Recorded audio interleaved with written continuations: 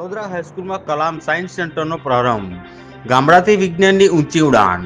તળોદરા ગામની શ્રી ચંચલદીપ વિદ્યા વિહારમાં આણંદ જિલ્લાનું પ્રથમ APJ Abdul Kalam science centre ભવ્ય રીતે શરૂ થયું. ઉદ્ઘાટન ઈસરોના સિનિયર વૈજ્ઞાનિક દિલીપભાઈ ભટ્ટના હસ્તે થયું.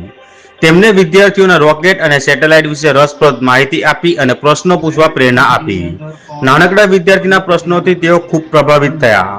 મુખ્ય મહેમાન ડોક્ટર ચંદ્રમૌલી જોશીએ સેન્ટરની કાર્યપદ્ધતિ સમજાવી અને કહ્યું કે આ કેન્દ્ર ગામડાના બાળકોને વૈજ્ઞાનિક બનવામાં મદદરૂપ થશે.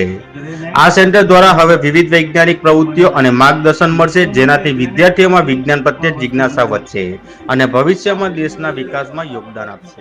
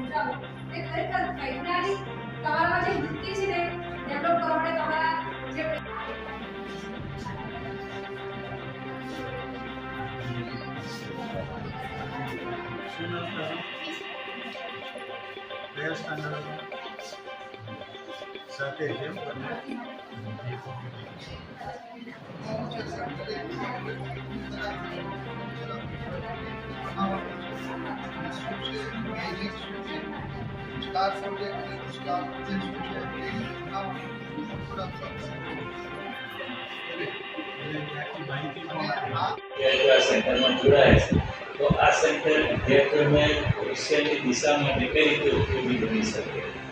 આમાં જે નાનામાં નાના વિદ્યાર્થીઓ પોતાના સિલેબસમાં તો વિજ્ઞાનનો વિષય ભણતા જ હોય, પણ આ એ વિષય સાથે જોડાયેલી એપ્લિકેશન્સ. આ સેન્ટર માત્ર તળોદરા સંચલિત વિદ્યાલય માટે નથી. આ સેન્ટર આણંદ જિલ્લાની વિવિધ સ્કૂલોના વિદ્યાર્થીઓને માટે પણ છે. સ્કૂલો સમય લઈ આ સેન્ટરની મુલાકાત લેશે. અહીંયા ટેક્સ્ટબુક જે આપણે અભ્યાસક્રમમાં ચાલે છે એ બધા જ પ્રયોગો આવી જાય છે.